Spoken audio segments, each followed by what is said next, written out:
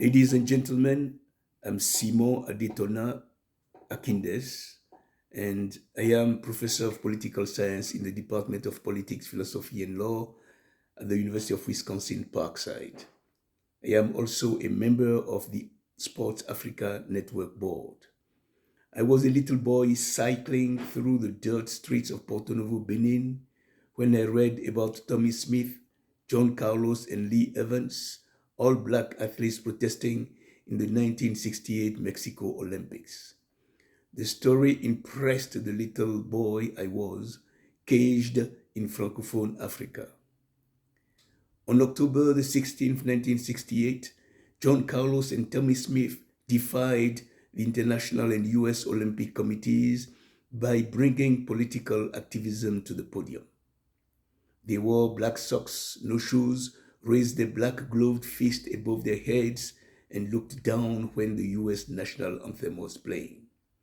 It was an insanely courageous act for the times, but a lot less insane than the shameful police brutality, housing, school voting, and employment discrimination blacks had faced for centuries. John Carlos and Tommy Smith were sent home. On October the 18th, Lee Evans, the 21-year-old man from Madera, California, we are paying tribute to today, shattered the 400-meter world record in 43.86 seconds. He was the first runner to officially break the 44-second barrier. The record would stand for 20 years. On the podium, he wore a black beret, a symbol of the Black Power movement. The next day, in the US 4x400 relay team, Lee Evans smashed another world record that would hold for 24 years. The athletic legend was born.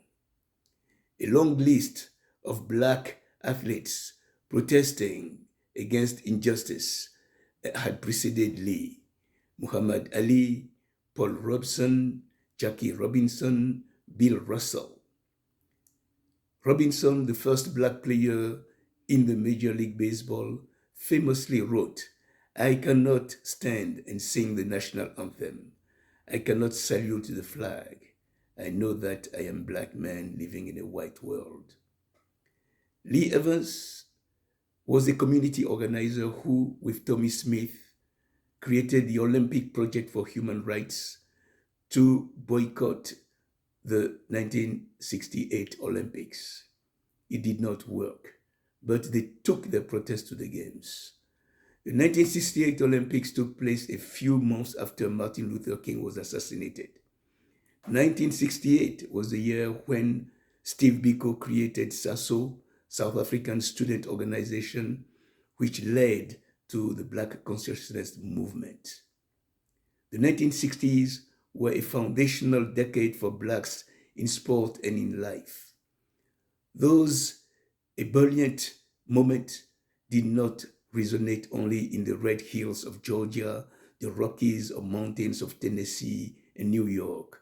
They sounded very loud in South Africa, where the fight against apartheid and South African participation in international competition was raging. In Zimbabwe, where Africans lived under oppressive white minority rule.